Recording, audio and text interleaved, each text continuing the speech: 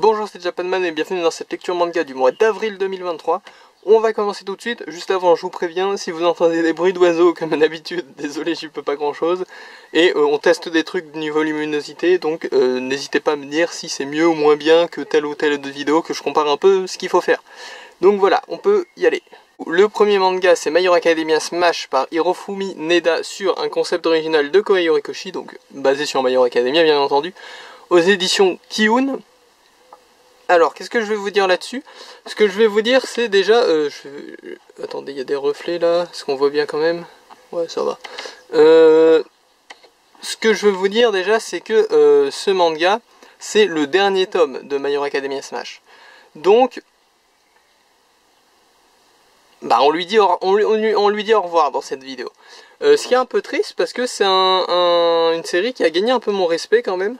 J'aime beaucoup en fait ce genre de délire, c'est un peu le même truc avec One Piece Party, même si One Piece Party c'était pas un Yonkoma, c'était une autre mise en scène, mais c'est un peu le même délire dans le sens où en gros l'idée c'est on prend l'œuvre originale et on fait un peu tout ce qu'on veut, n'importe quoi avec, quitte à partir dans des délires et à mettre les personnages dans des positions un peu différentes de ce dont on a l'habitude quoi. Et du coup dans One Piece Party ça se traduisait par exemple par beaucoup de nouvelles formes ou de nouvelles versions pour les personnages. Genre One Piece Party par exemple, on a vu dans One Piece Party tous les personnages en mode enfant. Même il me semble certains qu'on n'avait pas vu en tant qu'enfant dans le manga. Enfin, vous voyez, ça rajoute de... J'aime bien l'expliquer de la manière suivante. C'est un peu ce délire de ça rajoute des pages au wiki. Mais des pages un peu insolites à chaque fois, vous voyez. Enfin peut-être pas des pages, mais genre si vous allez dans le wiki de je sais pas All Might ou Deku ou je sais pas quoi, si c'est un wiki genre vraiment pointu qui est bien complet et tout, et ben vous aurez dans les, bon peut-être pas dans la page principale, mais genre dans les anecdotes ou un paragraphe dans My Hero Academia Smash, et là vous aurez tout plein de délires autour de Izuku ou de All Might ou de Mina ou de Mineto ou Mineta, enfin qui vous voulez. Vous aurez des tas de délires. Et voilà, ou dans les anecdotes quoi. Et ce délire de le personnage gagne une sorte de version parodique de lui-même, je trouve, moi ça me plaît beaucoup. Et d'autant que des fois il y a même des trucs originaux qui ressortent de ses œuvres. Alors là, je vous avoue, j'ai pas d'exemple pour My Hero Academia Smash. J'ai encore et toujours j'ai du retard sur les vidéos. Du coup, en vrai, je l'ai lu il y a 2 mois. Mais voilà quoi, ce délire de on prend le lore de My Hero Academia et on l'exploite de manière un peu dingo quoi. Je trouve ça vraiment très fun en fait. Moi ça me plaît vraiment que ce genre de délire où ouais tu peux dire une anecdote sur Shoto qui est complètement dingue et où Shoto est ridicule, mais c'est techniquement vraiment une anecdote sur Shoto quoi. Mais c'est dans Smash. Donc voilà, c'est une très bonne surprise. C'est vraiment parti comme une petite parodie gentillette et je me suis rendu compte au fur et à mesure de la lecture que c'était vraiment sympa. Et pour moi, ça aurait eu du potentiel à continuer jusqu'à la fin de la série, vous voyez. Si ça avait été parallèle à My Hero Academia jusqu'au bout, ça avait du vrai potentiel, je pense, d'un point de vue comique, hein, bien sûr. Ça va pas créer un lore de malade. Quoique, vers la fin, il y a des lores, des trucs un peu méta, j'ai l'impression, dans ce tome-là. Si mes souvenirs sont bons, il justifie de manière un peu méta des trucs scénaristiques, les différences avec l'œuvre d'origine. C'est plutôt intéressant comme exercice. Voilà, c'est toujours ce genre de truc. Tu passes à côté, tu te dis c'est le spin-off juste pour vendre des mangas sur le nom My Hero Academia. Dans les faits, c'est un peu ça, parce qu'ils ont même engagé un pote enfin, un pote, je sais pas à quel point ils sont vraiment potes, mais genre, le mangaka dit clairement que Kohei Horikoshi lui a fait confiance et tout. C'est... genre, j'ai l'impression que c'est un peu quand même un pote de Kohei Horikoshi à la base. Et voilà, il y a vraiment ce côté, juste, bon, ok, Kohei Horikoshi, t'as dit ton pote, on prend ton pote, vas-y, fais un manga rigolo, Yonkoma, c'est fastoche, en 4 cases, tout le monde aime bien, on va les vendre. Mais derrière, il y a quand même toujours des trucs que tu verrais pas dans une œuvre plus classique, on va dire. Donc il y a toujours quand même cet intérêt de découvrir un peu le délire et de voir où ça nous mène et où le gars qui l'a fait veut te mener aussi. Donc voilà, je sais que souvent les gens ils sont dithyrambiques, surtout, même moi d'ailleurs, hein, surtout sur les œuvres qui les ont genre scotchées au sol et puis oh là là, mais qu'est-ce que c'est que ce truc, c'est dingue, je m'y attendais pas, c'est passionnant, le lore est intéressant, l'histoire est prenante, les personnages sont attachants, machin. Mais faut pas sous-estimer les petits trucs, les petits spin-offs. Je le dis, en fait, un truc que j'ai vraiment souvent dit dans cette série, c'est oh, le spin-off était mieux que ce que je pensais. C'est vraiment un truc que j'ai très souvent dit. Et parce que souvent les spin-offs je les achète, je me dis oh, je l'achète parce que je suis fan de la licence, mais voilà quoi, ça va pas me transcender, c'est un spin-off. Et pourtant, généralement, je passe un bon moment quoi en sortant du spin-off, et il y a d'autres trucs qui m'ont surpris. Généralement, le truc est un peu plus ambitieux que ce que je pensais, etc., etc. C'est les spin-offs, ça a quand même un, voilà, on a tendance à leur retirer cette valeur propre parce que bah, c'est des spin-offs, donc c'est littéralement un dérivé, un petit astérix qui gravite autour de la série d'origine, mais ils ont souvent leur propre mérite et leur propre patte, et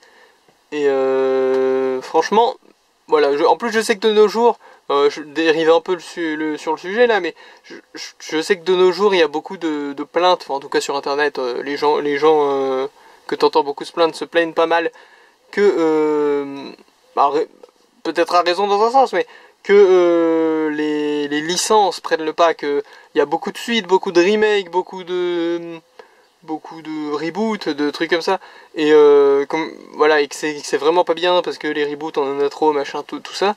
Moi je suis pas vraiment d'accord avec cette approche là, parce que dans les faits, une licence c'est juste une garantie en fait. C'est genre si demain tu me dis il y a un nouveau manga sur les pirates, ok, nouvelle licence, ok, super intéressant, d'accord, je vais voir à quoi ça ressemble, machin, mais j'ai absolument zéro garantie quand je l'achète que ça va être bien. Donc si jamais à l'instinct je trouve ça moyen, bah, je vais peut-être même pas essayer. Alors que si tu me dis il y a un nouveau spin-off de One Piece, donc qui serait juste un autre manga sur des pirates, hein, bah là j'ai une garantie de quoi? J'ai une garantie d'un univers intéressant, j'ai une garantie d'explorer des pistes qui m'intriguent déjà en fait. Enfin vous voyez, je dis pas non plus que les produits dérivés, enfin les œuvres dérivées en l'occurrence, sont plus intéressantes non plus, hein. Je dis juste que le fait que ce soit dans un univers connu, que ce soit un reboot, un remake, une suite, ou ce que vous voulez, un préquel, c'est un avantage en fait d'un point de vue purement est-ce que ça va me plaire, vous voyez, quand tu te poses cette question est-ce que ça va me plaire, et que c'est un spin-off ou un truc comme ça d'une œuvre que tu connais déjà, ou même un reboot ou je ne sais quoi, la réponse c'est souvent oui, ou au moins ça va m'intéresser. Parce que je veux voir pourquoi ça ne va pas me plaire. Quand c'est un reboot ou un truc que les gens vraiment n'aiment pas, ça les intéresse quand même d'en parler, vous voyez. Je sais pas ce que vous pensez de Dragon Ball GT ou de Dragon Ball Super. Quoi qu'il en soit, je pense que si vous êtes fan de Dragon Ball, vous en avez parlé de Dragon Ball GT. Vous avez votre petit avis, quoi. Donc, vous voyez un peu ce délire de quand c'est un spin-off ou une suite ou une préquelle ou quoi que ce soit, ça part avec la force de la licence de base et avec un set d'attente qui peut être beaucoup plus précis. Même quand c'est un spin-off qui part un peu dans son propre délire, genre comme Smash, hein, j'avais quand même l'attente, par exemple, moi, de voir tous les personnages de My Hero Academia, que le contexte soit le monde de My Hero Academia, c'est vraiment beaucoup plus précis que si on m'avait juste dit, tiens, un manga humoristique sur les super-héros. J'aurais pu apprécier un manga humoristique sur les super-héros sans licence, mais est-ce que j'aurais pas eu tel pouvoir qui est super cool, j'aurais pas eu tel... Voilà, la force de ce manga-là, c'est aussi que ça dérive d'une licence. Bon, je suis parti un peu trop dans mon explication et j'ai pris des embranchements à 2-3 moments, j'ai l'impression. Donc, on va se calmer là-dessus. On va juste dire au revoir à My Hero Academia Smash, qui était une très bonne surprise en ce qui me concerne. Et en vrai, je me demande ce que l'auteur va faire ensuite. Il faudrait que je me renseigne s'il a peut-être déjà commencé un autre manga. Parce que j'ai senti des trucs sympas dans l'humour, donc peut-être s'il fait un manga un peu plus classique aussi, parce que j'ai défendu les spin-offs tout ça, mais j'aime bien aussi les nouvelles choses, hein. Peut-être s'il fait sa propre licence ou un truc comme ça, après ça peut être intéressant. Donc faudra se pencher là-dessus. Alors, on va enchaîner avec Vigilante My Hero Academia tome 14 par Hideyuki Furuhashi pour le scénario, le dessin par Bettencourt et l'œuvre originale toujours par Kohei Horikoshi, hein, ça ne change pas.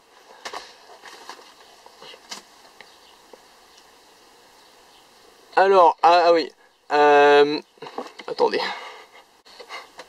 Bon, là j'ai dû, là, il y a eu un cut et j'ai vérifié que c'était pas le dernier tome parce que ça avait quand même une lourde ambiance de dernier tome, ce tome 14 de My Hero Academia Vigilante, donc j'ai vérifié que ma mémoire était bonne.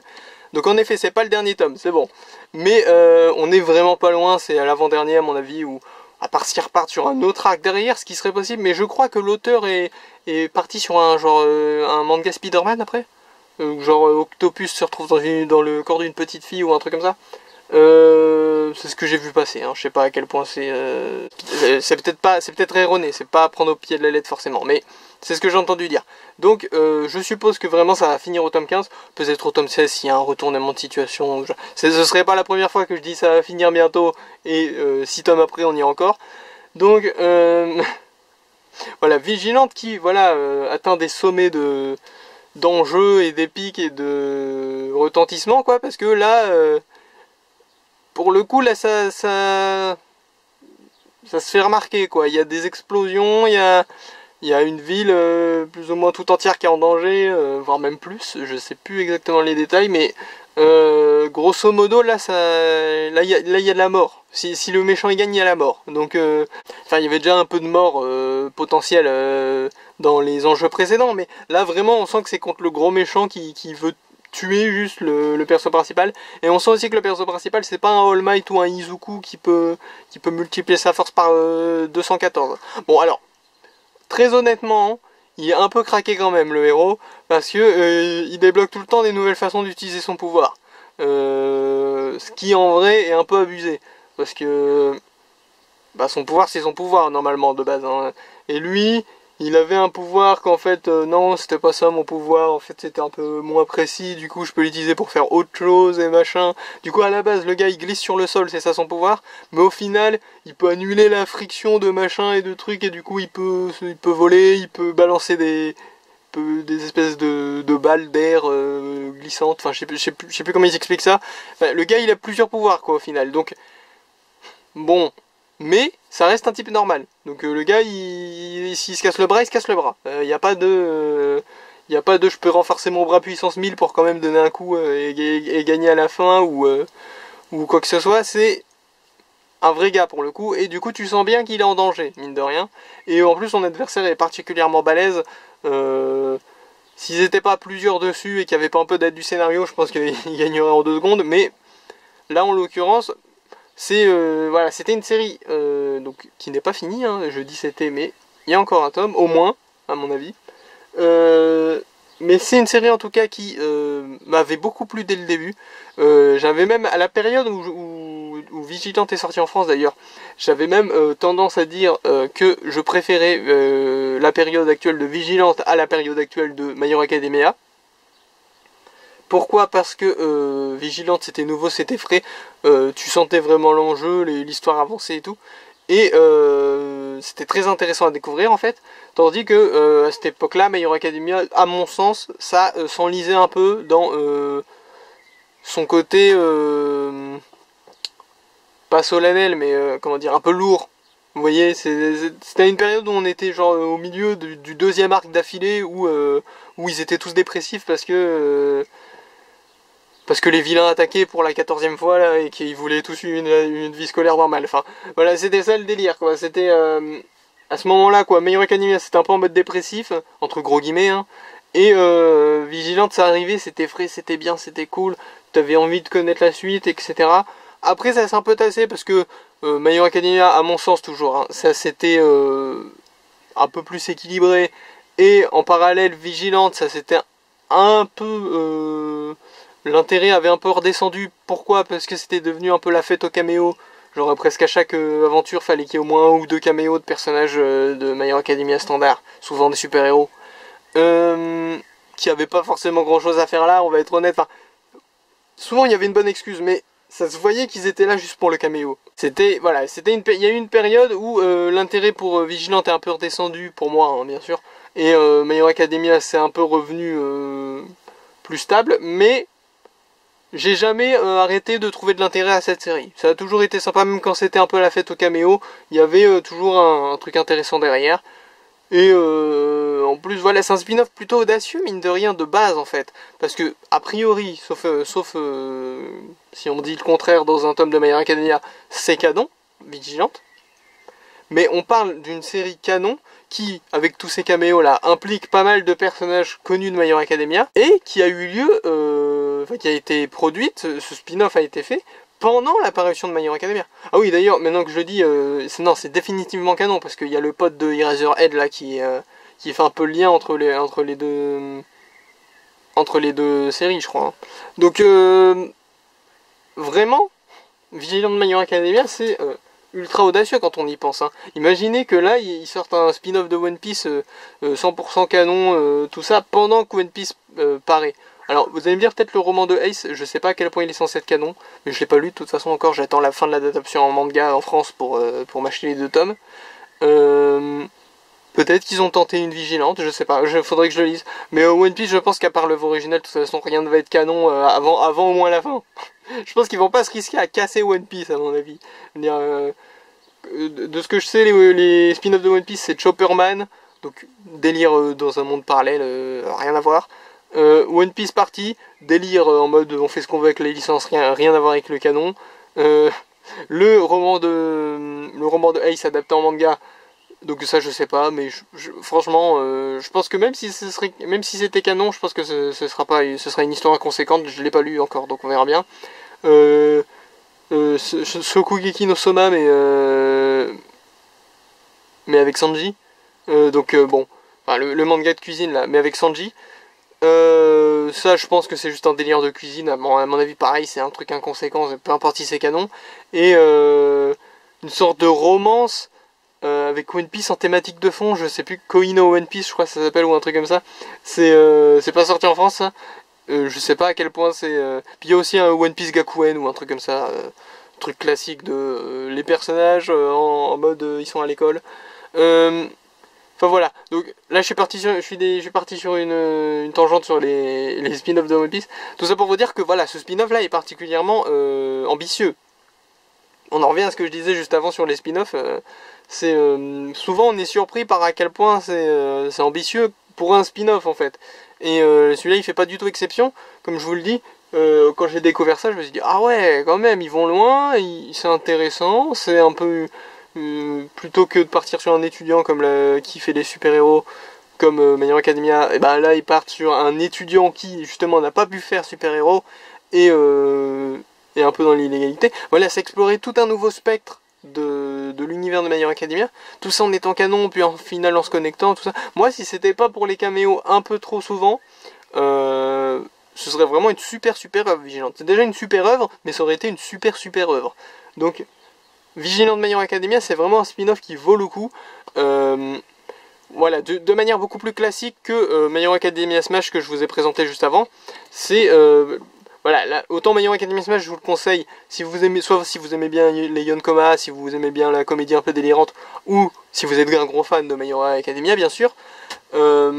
Vigilante, même si vous n'êtes pas un gros fan de My Hero Academia, je peux vous le conseiller quand même. C'est vraiment une histoire qui se suit, qui se savoure. Dès qu'on a un peu de connaissances de base sur l'univers de My Hero Academia. Encore une fois, les caméos, ça va peut-être vous déranger si vous n'êtes pas fan. Mais on passe quand même un bon moment, quoi. La lecture, voilà, il y a le caméo qui débarque, tu te dis, bon, ok, ce coup-ci, il va y avoir Fat Gum dans le délire. Pourquoi? Parce qu'il a apparu il n'y a pas longtemps dans le manga et les gens l'aiment bien, faut croire. Ça n'a pas beaucoup de sens, ça ne développe pas grand chose, mais ok, il y a Fat Gum dans le délire, c'est bon, c'est accepté, maintenant je profite de l'histoire. Donc voilà. On aura l'occasion d'en reparler celui-là, parce qu'il y a encore au moins un tome, donc on va passer au manga suivant, surtout que je voulais faire vite pour cette vidéo, et je me rends compte que je suis en train de parler très longtemps sur les différents mangas, donc on va tout de suite passer à la suite. Bon, ensuite, on va parler de Bakemonogatari.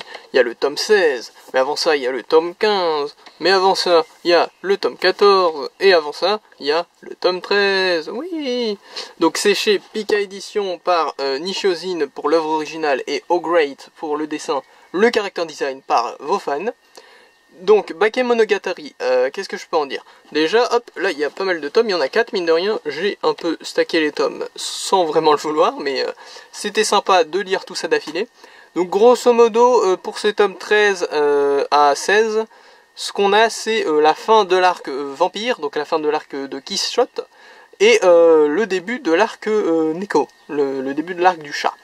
Donc je vous laisse voir si vous savez ou pas de quoi on parle, hein, bien sûr. Mon but dans ces vidéos c'est jamais de spoiler, donc je ne rentrerai pas dans les détails. Si vous voulez savoir ce qu'est cette histoire d'arc, en fait, grosso modo, dans Bakemonogatari, c'est l'histoire d'un gars qui est plus ou moins un vampire. Encore une fois, je rentre pas dans les détails parce que ça rentre un peu dans l'arc dont je parle là.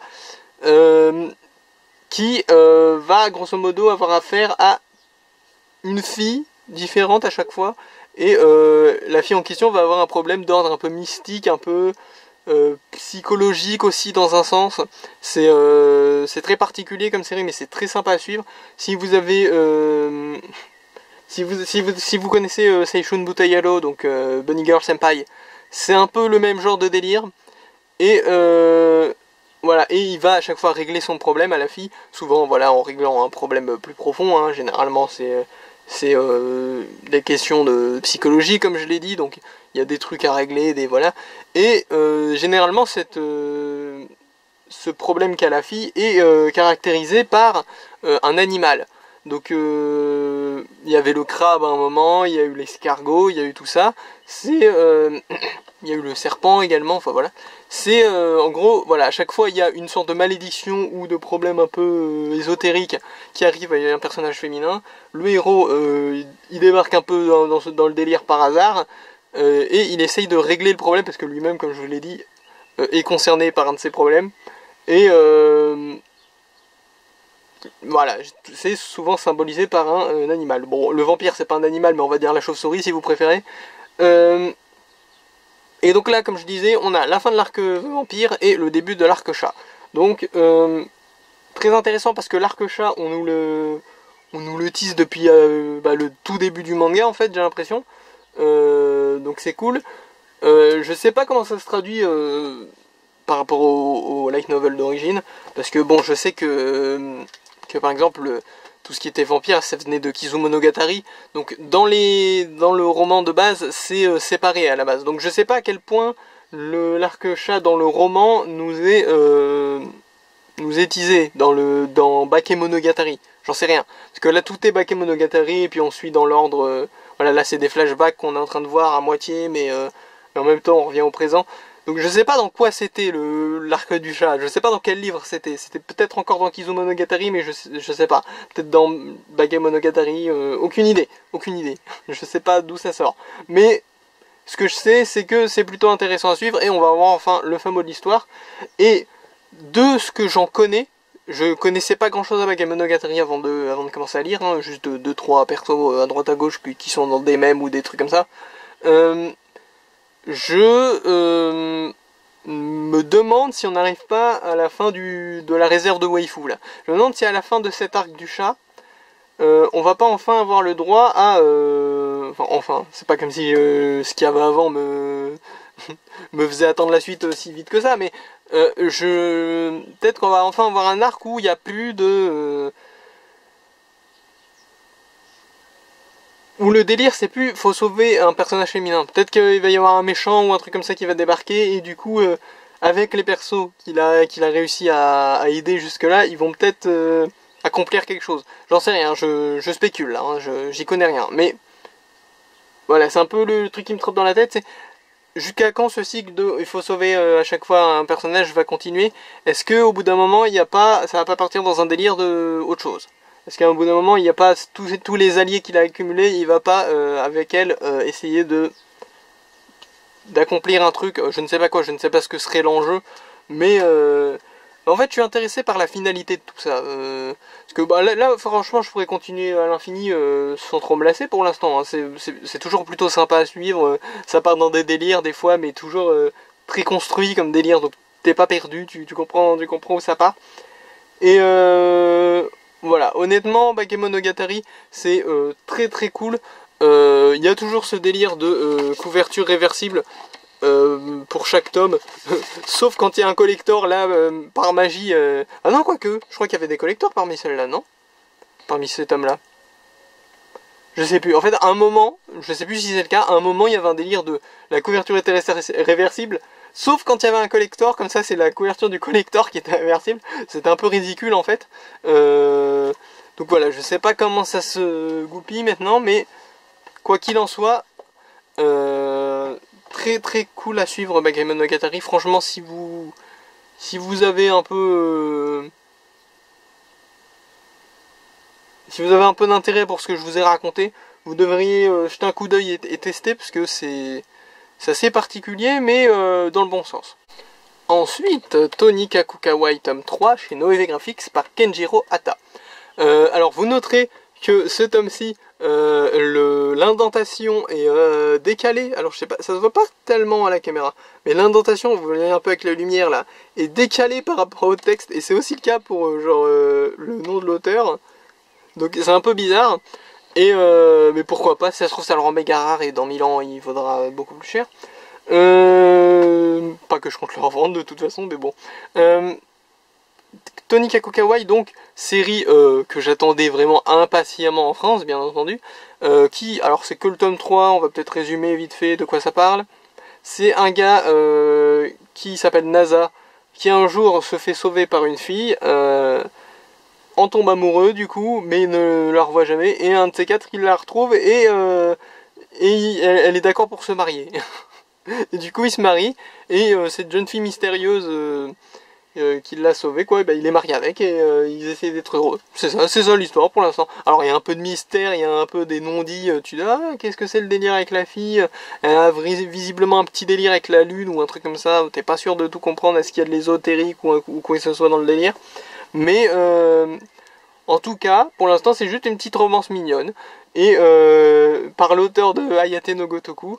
Donc je pouvais rien demander de plus en fait. C'est exactement ce que je voulais.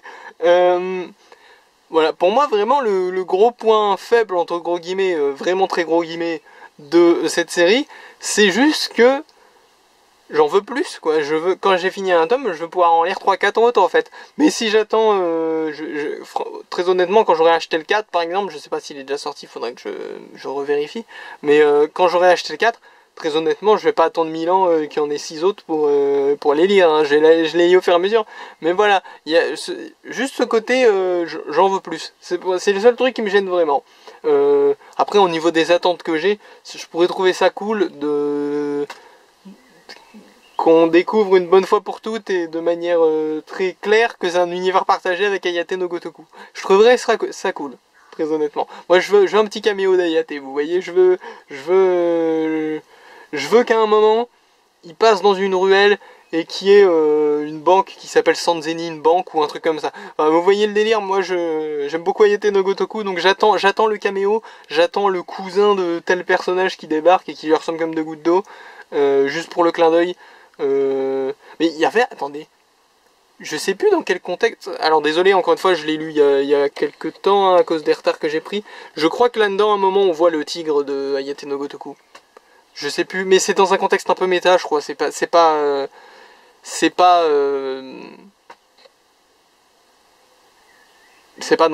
dans la diégèse de l'histoire quoi, il y a pas le tigre de Hayate no Gotoku qui va faire un coucou à Nasa quoi. Mais il y a un délire à un moment. Je crois qu'il y a alors c'est moi qui mélange avec... c'est moi qui pars dans un délire peut-être, mais je crois qu'il y a ça à un moment.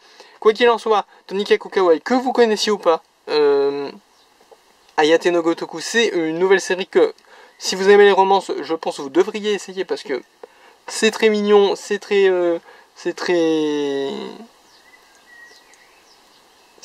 attendrissant. Et c'est une série qui...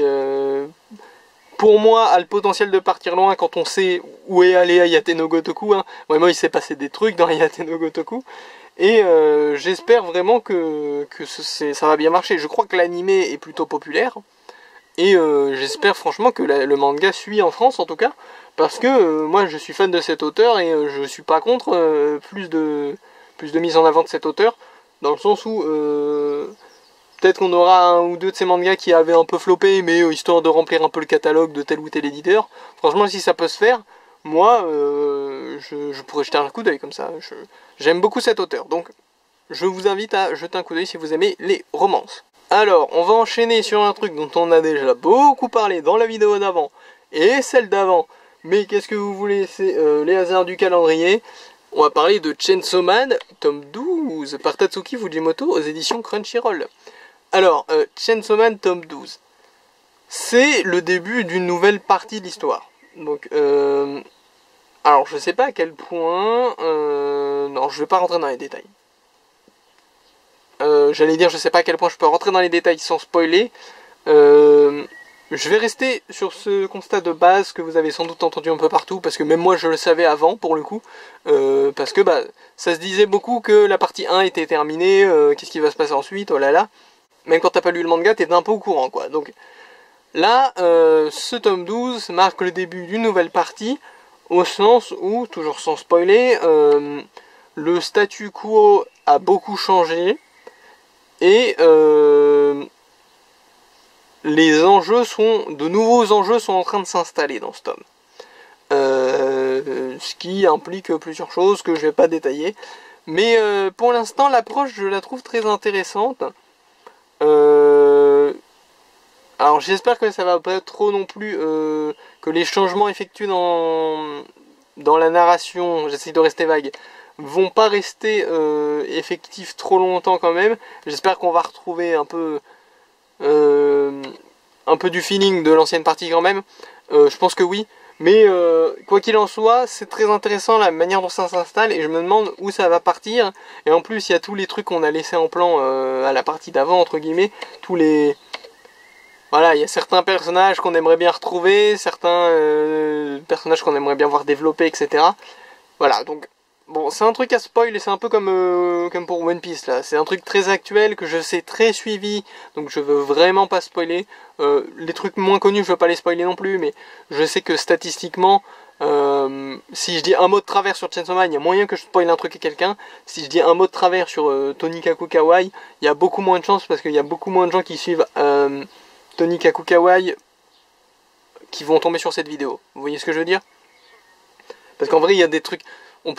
Le moindre mot de travers peut toujours faire spoiler quelque chose à quelqu'un, mais par exemple quand j'ai parlé, je sais pas, de l'arc du chat, moi, pour Bakemonogatari, peut-être que quelqu'un était en mode « Oh mais je savais pas quel animal c'était ensuite, moi j'avais fait exprès de pas faire attention, j'avais fermé les yeux en prenant le tome pour pas voir la couverture, tu m'as spoilé que c'était l'arc du chat. » Mais en vrai, il y a très peu de probabilité.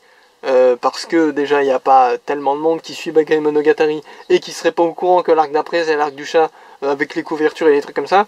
Mais en plus parce que c'est beaucoup moins suivi et beaucoup moins dans l'actualité Bakemonogatari. Il y a déjà l'anime qui est sorti depuis super longtemps, il y a le roman qui est sorti depuis super longtemps, le manga au Japon est déjà sorti depuis longtemps également.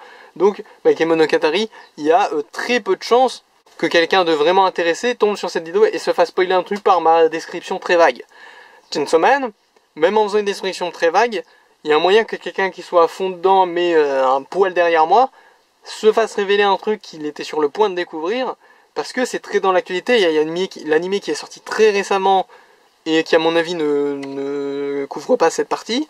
Il y a ce tome là qui est sorti il y a 2 mois en l'occurrence, mais c'est quand même assez frais dans le microcosme de Chainsaw Man. C'est quand même le truc le plus frais qui est sorti quoi en France. Donc voilà, il y a un gros risque sur ces séries très suivies, très récentes et très dans l'actualité. Il y a toujours ce risque, hein. C'est voilà, comme One Piece, comme je vous ai dit. One Piece, généralement, mes remarques, c'est au lieu de dire « Ah ouais, j'ai adoré cette scène-là, ou machin, il fait ça », non, surtout pas, surtout pas. Je m'imagine devant une vidéo lecture du mois, et d'un coup me raconte le scénario du prochain tome de One Piece, je me dis surtout pas, surtout pas. Voilà, quand c'est des séries que je vous fais découvrir ou que je vous présente depuis 70 ans, je peux me permettre de balancer une petite phrase sur un truc qui se passe en disant vite fait attention au spoil avant. Là, Chainsaw Man, je ne vais pas spoiler, je vous dis juste, c'est très bien, ça part sur un nouveau délire, mais ça promet. Donc, étant donné qu'on a déjà beaucoup parlé de Chainsaw Man ces derniers temps sur cette chaîne, on va en rester là. J'espère que j'ai spoilé personne. Est-ce que le mot de travers est sorti à un moment? J'espère pas. Et on passe au manga suivant. Alors ensuite, on est sur le 8ème fils, tome 8. Comme quoi, c'était un peu le tome qu'il fallait absolument qu'il y ait, parce que c'est le 8ème fils.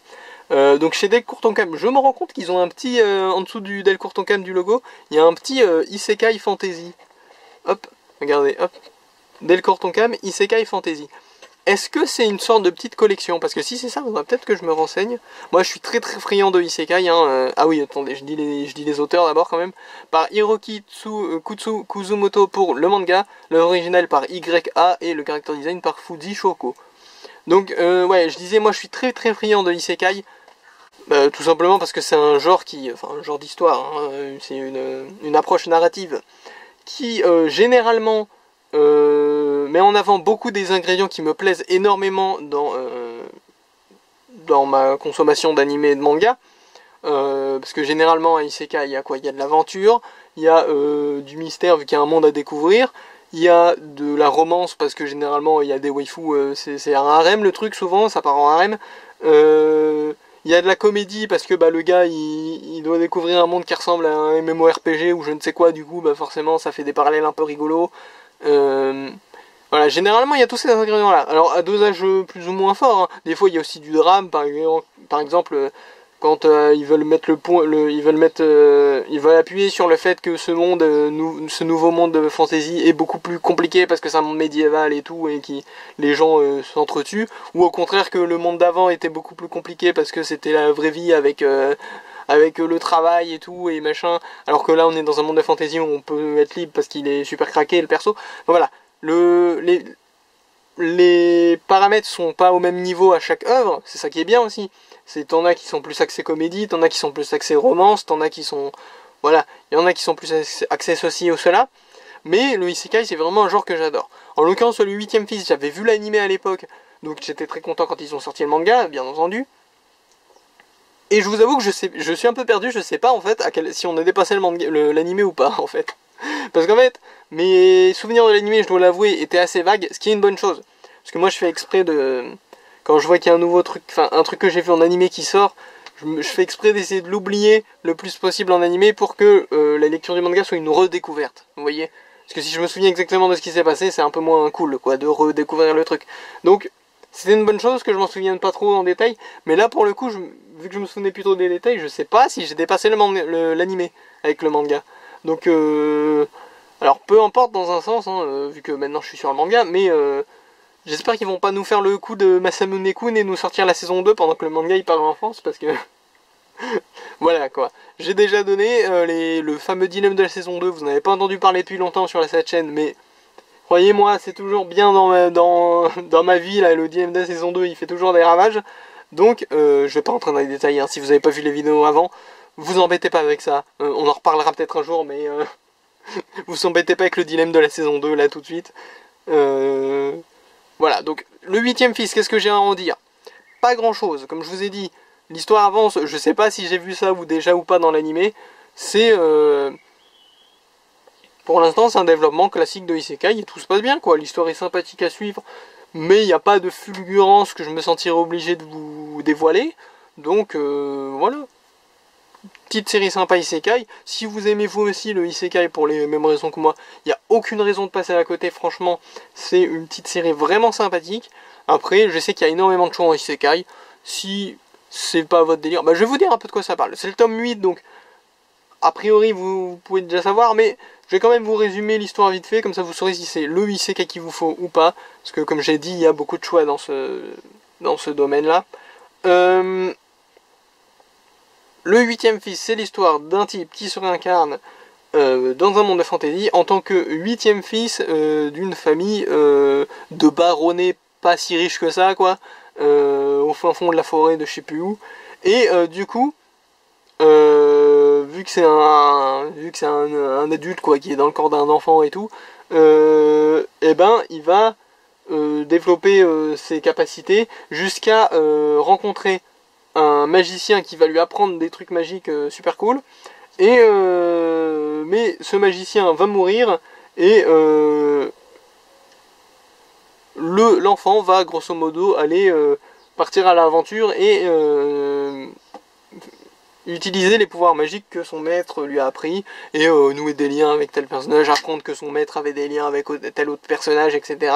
Se bâtir un peu une réputation, et puis une économie aussi, enfin voilà, c'est un truc isekai classique de je commence, je suis pas du tout dans un contexte idéal, et puis personne ne croit en moi et tout ça, et grâce un peu au pouvoir craqué de Isekai, et aussi grâce aux gens que je rencontre, je m'enrichis de plus en plus, je me fais de plus en plus d'alliés, etc.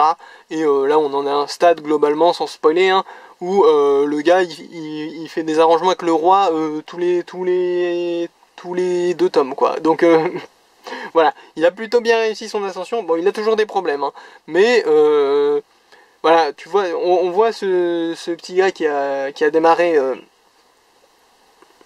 On voit ce petit gars qui a démarré 8e fils de la famille de baronnets pas très riche, devenir petit à petit un aristocrate et aventurier très très connu et très très riche et très très tout ça. Et c'est toujours très satisfaisant comme dynamique de voir un personnage qui part de pas grand chose, mais qui, grâce à un coup de pouce du destin, arrive assez loin. Donc voilà, vous savez maintenant si c'est un isekai qui vous intéresse ou pas. Moi ça m'a intéressé et franchement je regrette pas. Alors ensuite, World's End Harem, tome 13, par Link et Kotaro Shuno. Alors Link pour les scénarios et Kotaro Shuno pour le dessin, aux éditions Delcourt Tonkam. Alors, je viens de noter, je viens de remarquer là en direct live, enfin c'est pas en direct mais vous avez compris, je viens de remarquer le Afterworld. Ça c'est intéressant. Parce que World's End Harem, en fait, il y avait un flou pendant un certain temps, en tout cas sur les plateformes que moi j'utilise pour me renseigner, il y avait un flou sur est-ce que ça va continuer en étant un nouveau manga entre gros guillemets, ou en étant la suite du tome 12. Donc visiblement ça avait choisi d'être la suite du tome 12, donc on est sur le tome 13, on est sur la deuxième partie de World's End Harem en fait. Donc il y a eu des gros changements dans le statu quo, un peu comme Chainsaw Man dont on a parlé avant en fait. Et là pour le coup, il y a le Afterworld dans le titre que j'avais pas capté avant. Donc du coup voilà, cette partie est bien dissociée au niveau du titre, mais ça reste la suite de World's End Harem en termes de tomes. Donc c'est pas une nouvelle série, mais c'est clairement une nouvelle partie de l'histoire, et visiblement il y a un sous-titre maintenant quoi. Donc World's End Harem Afterworld c'est quoi? Alors bon, je vais déjà, en fait, vu qu'on est sur une deuxième partie, je vais essayer de résumer de quoi ça parlait à la base, et vous dire de manière pas trop spoilante ce qui risque de se passer maintenant. Donc, grosso modo, World's End Harem partie 1. Donc attention, je vais spoiler la partie 1, mais juste le début et la finalité. Le délire, c'était quoi? C'était, on était dans un monde, un gars se réveillait dans un monde où il y avait plus d'hommes, parce qu'il y avait une maladie qui tuait que les hommes, et la plupart d'entre eux étaient soit morts, soit cryogénisés pour essayer de les soigner plus tard. Et lui se réveille parce qu'il est immunisé. Donc voilà, et c'est une histoire où le gars va essayer de comprendre pourquoi il y a eu ce virus, de le soigner, et également va y avoir bien sûr tout ce délire de harem. C'est un gros heishi, hein. C'est très très puissant dans le heishi. Je vous préviens, c'est pas à mettre entre toutes les mains. Mais le scénario était super intriguant. Bon, ça s'est essoufflé, hein. Je vous avoue, ça s'est essoufflé au fur et à mesure, parce que quand tu commences à comprendre que c'est peut-être juste un délire de complot gouvernemental, machin, oh, moi je voulais des extraterrestres, je voulais un truc comme ça, je voulais que ce soit ou un truc super intelligent, je sais pas, un twist. Bon, c'était un peu moyen comme pourquoi et du comment il y avait ce virus. Mais bon, en tout cas, d'après mes standards à moi, hein. Après c'était peut-être une explication totalement acceptable pour beaucoup de monde, mais moi qui étais très intéressé par le scénario à la base, j'étais un peu déçu par l'aboutissement de pourquoi il y avait le virus, alors que c'était le gros mystère qui te faisait lire à chaque tome en te disant est-ce que je vais en apprendre plus? Bon bah, au final quand j'en ai appris plus, c'était un peu mitigé quoi. Mais voilà, bon, voilà, ça c'était la partie 1. Et à la fin de la partie 1, il y a des gros changements dans le statu quo, parce que le gouvernement en place est plus ou moins renversé. Et les gens, le vaccin est mis en place pour être injecté et tout, et du coup il y a des hommes qui se réveillent enfin. Là, c'est là qu'arrive la partie 2. La partie 2, ça se passe dans un monde après tout ça. Donc je sais plus exactement, on va dire un an plus tard, même si c'est pas forcément exactement ça. Voilà, imaginons un an plus tard, hop, World's End Harem, Afterworld, d'où le sous-titre. Et l'idée là, c'est que, alors je sais pas à quel point je peux rentrer dans les détails sans spoiler. L'idée c'est qu'on est dans un monde où effectivement il y a eu le vaccin et il y a des hommes qui se sont réveillés, mais il y a eu un couac dont je vais pas exprimer la nature pour pas spoiler, qui fait que finalement ils ont dû mettre sur pause le fait de réveiller des gens. Donc on est dans un monde où il y a des hommes mais pas trop, et il y a aussi des effets secondaires au vaccin que je ne vais pas dévoiler parce que c'est grosso modo l'enjeu de cette deuxième partie. Donc voilà, maintenant vous savez à peu près, voilà, vous savez si ça vous intrigue ou pas, si vous voulez vous arrêter à la première partie ou commencer la deuxième. Et du coup, on change carrément de personnage principal pour le coup. Enfin, on revoit notre personnage principal vers la fin, donc peut-être que ça va être alternance, mais j'ai l'impression qu'on change quand même de personnage principal. Ce qui est intéressant, c'est une dynamique qui peut changer notre point de vue sur le délire. Et en plus ça change un peu le propos, ça change un peu ce qui est développé. Alors par contre il n'y a plus de gros mystères pour le coup maintenant. Comme vous le savez, comme je vous l'ai dit, le truc qui m'accrochait au début dans cette série, c'était le mystère du oh pourquoi il y a le virus, machin, tout ça. Où bon, au final ça s'est un peu essoufflé. J'étais encore attaché à certains persos, donc je me suis dit c'est bon, ok, ça fait un peu moteur pour continuer quand même. Et en plus il y avait un peu le mystère aussi entre guillemets de comment ils vont résoudre le problème. Là on est dans une situation où pour l'instant l'enjeu c'est plutôt de voir est-ce qu'ils vont battre les méchants. Donc il n'y a plus trop de mystère, plus trop de... Alors ce nouveau personnage principal est un peu intéressant dans son développement, donc je suis quand même un peu encore poussé à continuer, mais je me demande où ça va. Voilà, cette série est un peu changeante souvent au niveau de pourquoi tu la lis. Au début c'est pour le mystère, après c'est pour les personnages, ensuite c'est pour voir où ça va, et puis à la fin en fait deuxième partie, donc nouveau personnage, plus trop de mystère, tu sais plus trop où ça va. Enfin voilà, c'est pas une série vraiment qui est pour tout le monde, je pense, même en termes, même si tu mets de côté le côté Eishi, t'es pas toujours sûr d'où ça va. Mais ça reste une série sympathique à suivre, et moi je me suis attaché à l'univers et tout. C'est pas l'univers le plus attachant, hein, mais je me suis quand même attaché à certains personnages.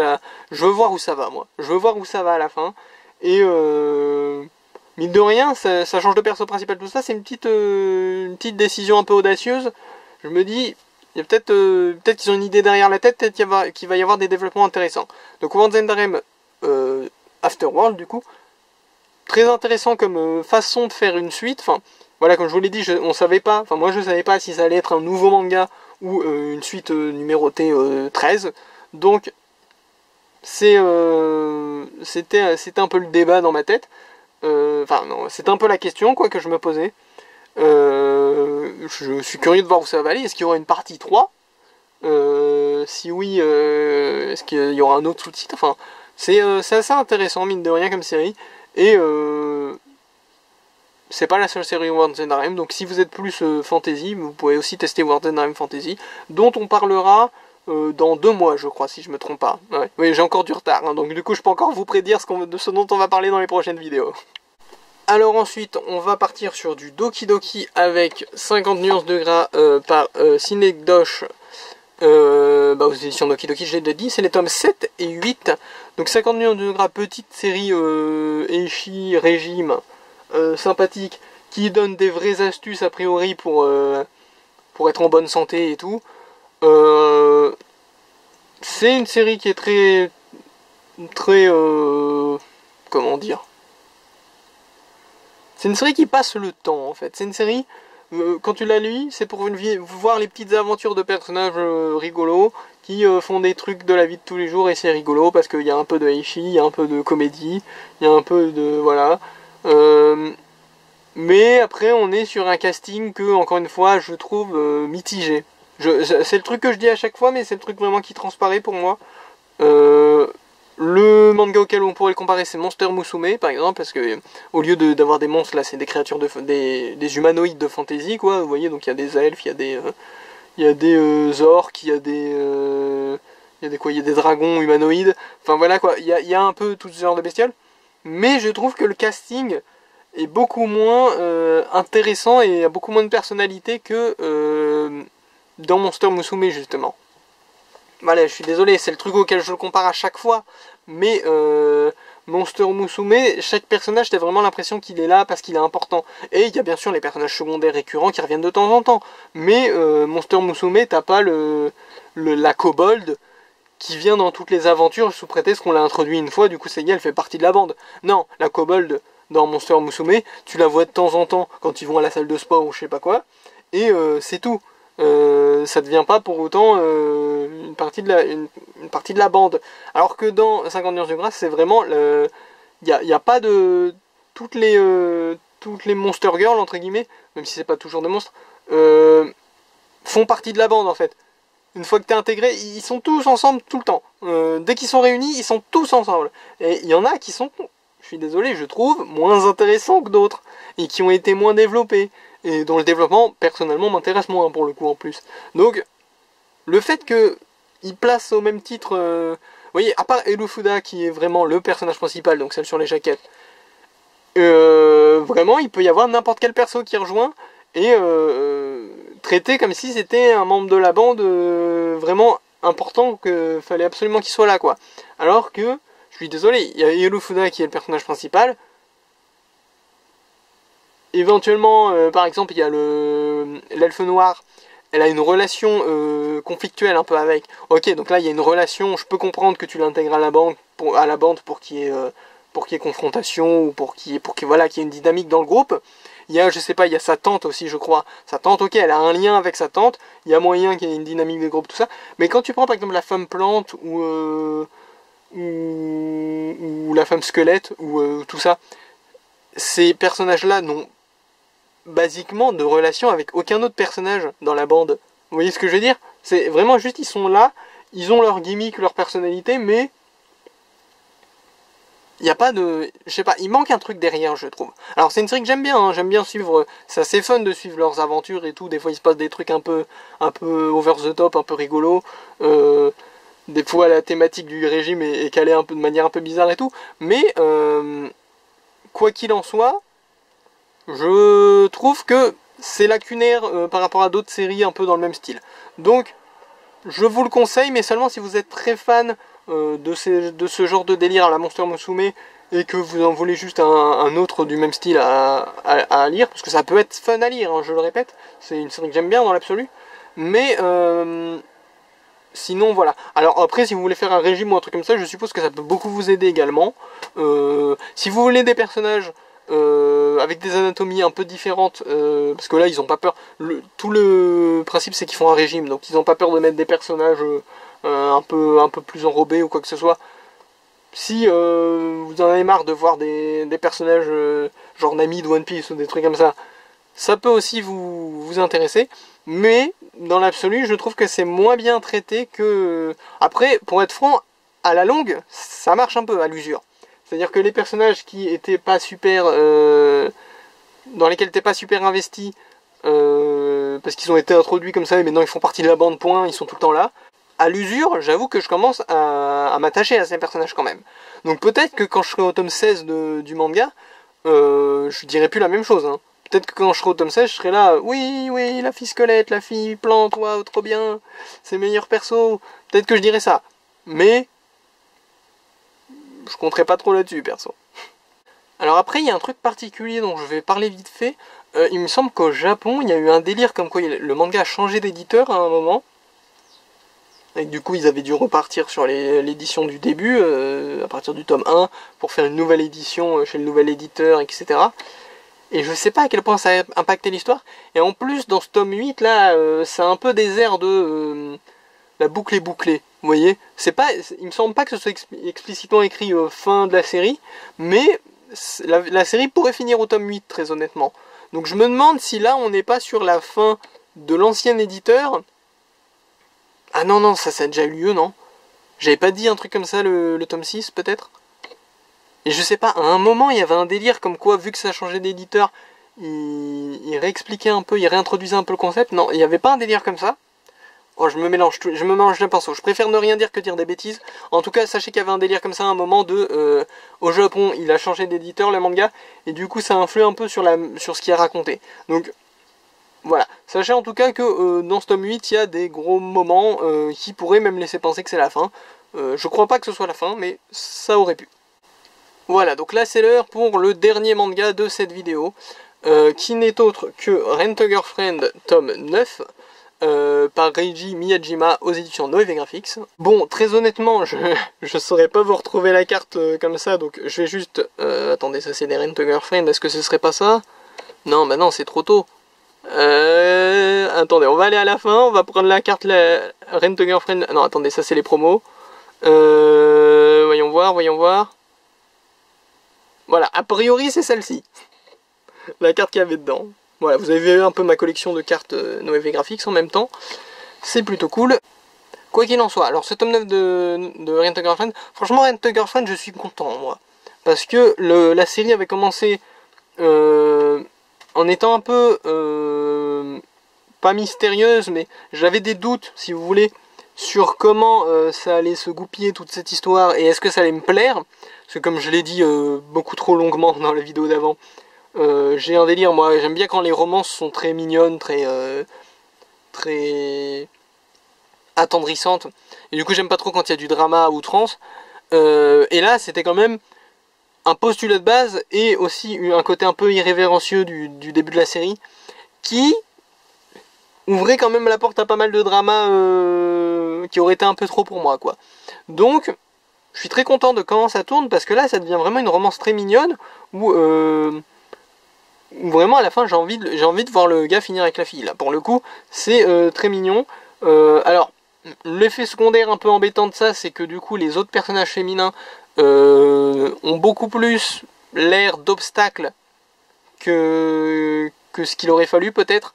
Bon il y a Mamie je crois qu'elle s'appelle, qui vraiment pour le coup fait presque méchante de la série. Là j'attends sa backstory triste pour qu'on l'aime un peu plus parce que pour l'instant elle est vraiment c'est vraiment un personnage désagréable en fait, de ce qu'on sait d'elle en fait, c'est ça le truc. Je sais qu'il y a une ça se sent, c'est obligé narrativement, c'est tout le temps, c'est forcément comme ça qu'il y a que Mamie, si je me trompe pas dans son nom, hein, c'est celle aux cheveux blonds dont je parle, elle a une backstory triste ou un délire qui explique pourquoi elle a rompu avec le personnage principal.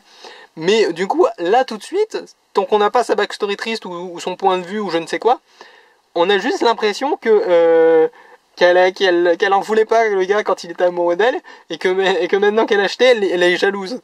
Donc j'espère qu'on va enfin avoir le fin mot de l'histoire là-dessus pour que le personnage devienne un peu plus appréciable. Il y a aussi celle qui est timide, mais celle qui est timide, elle n'est pas super mise en avant. Et en plus, elle a sa propre série à côté, son propre spin-off que j'ai pas encore lu. Donc je suppose qu'elle va pas être mise en avant plus que ça vu qu'elle a son propre spin-off à côté. Et il y a l'autre qui est sincèrement amoureuse et tout du héros, ça se voit et c'est plutôt mignon pour le coup. Mais du coup comme je vous ai dit, vu que le héros a une très belle romance avec ce personnage là, elle fait quand même un peu obstacle. Donc c'est assez spécial quand même comme situation. Au moins ça change, sans pour autant être une usine à drama comme j'aurais pu le craindre à la base. Donc pour l'instant, moi je suis très content de la direction vers laquelle part Rent a Girlfriend. Encore une fois, je sais qu'il a mauvaise réputation, bizarrement. Je sais pas pourquoi en fait, j'ai toujours pas compris pourquoi. Et ne me le dites pas dans l'absolu en fait, parce que j'aimerais bien découvrir par moi-même, voir si je trouve le moment où, ah d'accord, c'est pour ça que les gens n'aiment plus. Parce qu'il me semble qu'au tout début, tout le monde était à fond. Hein. Mais donc me dites pas pourquoi, dites-moi juste si c'est un événement qui se passe dans le manga plus tard, ou pas. Ou si c'est un truc qui est déjà passé et que je l'ai juste raté et que moi ça me déplaît pas. Parce que pour l'instant l'histoire est très prenante et très cool. C'est beaucoup moins drama comme j'ai dit que ce que j'aurais pu croire. Donc honnêtement vraiment très très cool pour l'instant. Romance très très jolie, il y a un peu d'enjeu et un peu de drama quand même, mais il faut ça pour ajouter un peu de piquant. Moi je suis très curieux de lire la suite franchement. Alors j'espère que ça va pas se casser la figure quoi, parce que entendre les gens, vraiment, je sais pas, il doit se passer un truc à un moment vraiment décevant. Mais moi, pour l'instant, je suis dedans. Moi, pour l'instant, ça s'améliore pour moi, pour l'instant, depuis le début. Vraiment, la romance, là, est très mignonne. Est-ce que le héros va faire un coup très très fourbe et très très décevant? Est-ce qu'une des héroïnes va faire un truc qu'on comprend pas? Je ne sais pas. Et encore une fois, ne me spoilez vraiment pas, s'il vous plaît. Mais, pour l'instant... Du coup, ça rajoute encore de la curiosité et du piquant à l'intrigue, en fait, de savoir que si ça se trouve, à un moment, il y a un truc qui dérape et qui fait que tout le monde déteste. Parce que vraiment, j'ai l'impression que sur Internet, on est vraiment passé de « Ouah, trop bien, et moi je tiens pour elle, moi je tiens pour elle, ah, c'est le nouveau Nisekoi, c'est trop bien, ah, regardez sur Twitter, moi je préfère elle. » Et à vraiment, oh, mais pire dégringolade de l'univers. Et je sais toujours pas pourquoi, et ça, je trouve ça fun, en fait, dans un sens. Ça m'intrigue en fait. J'ai très envie de lire la suite. Alors si ça se trouve c'est pour rien, c'est parce que il y avait pas un délire comme quoi l'auteur il avait fait un manga ensuite qui avait fait débat ou je sais pas quoi. Ça se trouve c'est vraiment juste pour un délire comme ça. J'espère pas ou j'espère dans un sens ça voudrait dire que le manga n'a rien à se reprocher. Je sais pas. Moi j'espère juste que l'histoire sera sympa en fait. Dans l'absolu je m'en fiche. En vrai je m'en fiche un peu. Mais là à en parler c'est quand même fun de se demander pourquoi pourquoi il y a un délire de les gens n'aiment plus. Après peut-être que c'était mon point de vue qui était biaisé à la base, hein. Peut-être j'avais l'impression que tout le monde adorait alors qu'en fait les gens n'aimaient pas dès le début. Mais vraiment j'avais l'impression que ça avait fait parler à ses débuts Rent a Girlfriend, en bien, en mode oh nouvelle comédie romantique très très intrigante, très très cool, je me demande comment ça va se passer. Et qu'aujourd'hui c'est vraiment en mode citez-moi les 3 mangas qui ont eu la plus grosse dégringolade à vos yeux. Puis tu vois les gens et ils citent Rent a Girlfriend quoi. C'est je sais pas, on verra bien. En tout cas, c'est intriguant.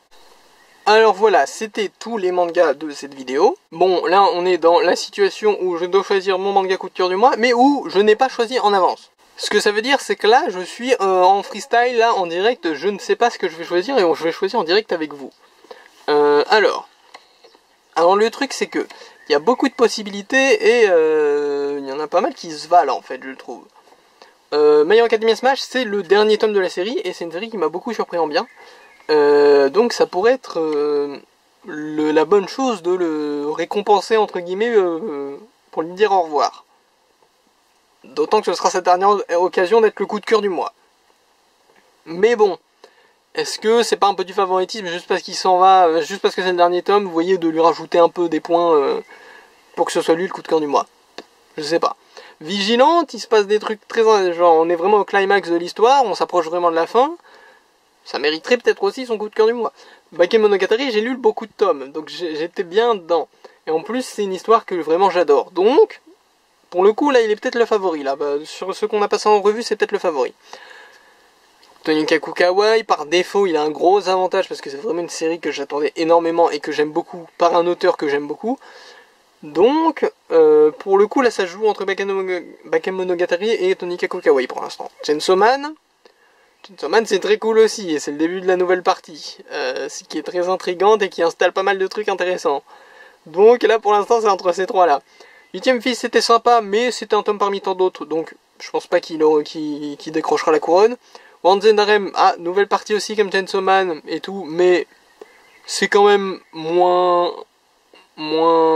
poussé, je trouve, niveau de la nouvelle situation, c'est cool, mais... je pense que le scénario va dans une direction un peu plus convenue, donc on va pas le compter. 50 nuances de gras, c'était sympa, mais comme je l'ai dit, c'est très perfectible. Rent a Girlfriend, c'était très cool, mais encore une fois, c'était un tome parmi tant d'autres. Donc ça se joue entre ces 3 séries-là. Bon, faut voir, attendez. Donc entre ces 3 séries-là, je vous invite à laisser en commentaire laquelle vous auriez choisi, vous. Pour le coup de cœur du mois, donc c'est-à-dire pour le manga, bon vous avez pas lu ça ce mois-ci et on n'est même pas le bon mois parce que j'ai des mois de retard, je suis désolé, mais vous, imaginons que vous aviez lu ça ce mois-ci, qui vous auriez choisi? Moi c'est dur hein, quand même.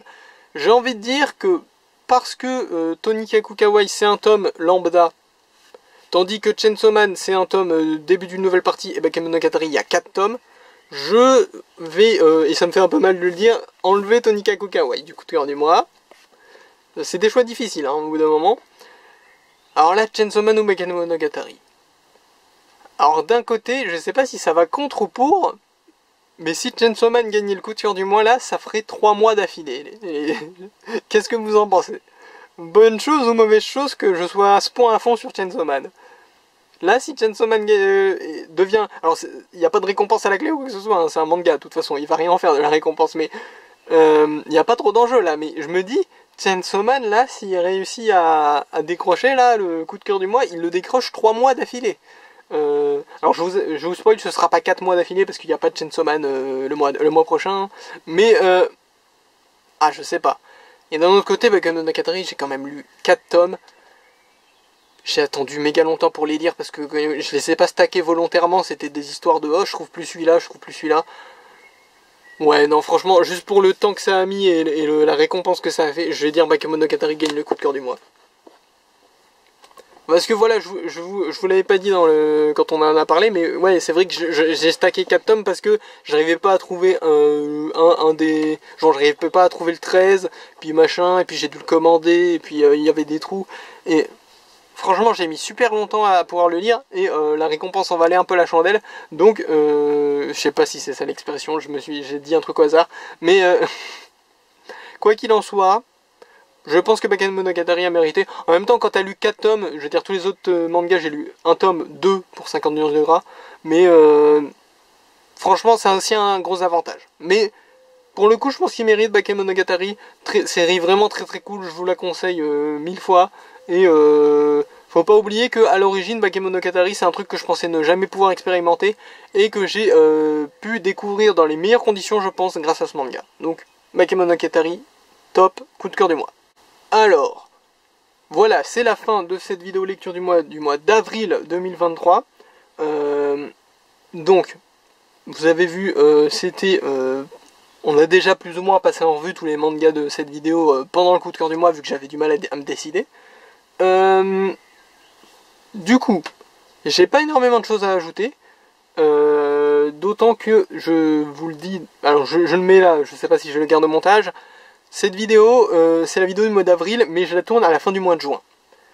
Je vais essayer de speedrun la vidéo du mois de... Je vais essayer de speedrun le montage et l'export et l'upload, ce qui croyez-moi prend beaucoup plus longtemps que ce qu'on pourrait croire, de cette vidéo, pour pouvoir la sortir rapidement, puis essayer de speedrun toutes les étapes de la vidéo suivante, pour la sortir. D'ici là, on sera sûrement au mois de juillet, ce qui veut dire que je pourrais aussi faire celle de juin, qui, vu que j'ai pas lu beaucoup de mangas, devrait être très courte. Donc je vais essayer de speedrun celle-là, pour rattraper mon retard et enfin revenir à un rythme plus acceptable. Parce que là, je vous sors la vidéo du mois d'avril. Si tout se passe bien, et je dis si tout se passe bien, elle sortira peut-être fin juin. Et on est déjà fin juin au moment où je tourne. Donc c'est vraiment si tout se passe bien. Si tout ne se passe pas parfaitement, début juillet, si tout est catastrophique, peut-être milieu juillet. Ce qui serait vraiment catastrophique, parce que je vous dis, là, mon objectif, c'est vraiment de speedrun les 2 autres vidéos qui viennent là, pour être à jour et que on soit plus à 2 mois de retard. En tout cas, j'espère que cette vidéo vous a plu, j'espère que même s'il y a un délai, et si c'est plus trop dans l'actualité, de toute façon, je lisais aussi certains... Là, il y avait que des séries en cours, mais je lis aussi parfois des trucs qui sont pas trop dans l'actualité, donc... C'est pas si grave que ça, je suppose, mais voilà, j'espère que vous avez passé un bon moment quand même. J'espère que vous avez vu des séries qui vous intéressent ou que vous connaissez. Si vous avez... peut-être... Je vous demande souvent si vous avez un avis sur ces tomes-là à dire. Peut-être on peut partir sur une autre approche. Si vous avez peut-être certains de ces mangas que vous aimez bien, dans le lot de ceux que j'ai présentés, essayez peut-être de les vendre... entre guillemets, hein, pas littéralement contre de l'argent, mais essayez peut-être de les vendre aux autres dans les commentaires. C'est-à-dire, imaginons que vous êtes fan, comme moi, de Tony Kaku Kawaii.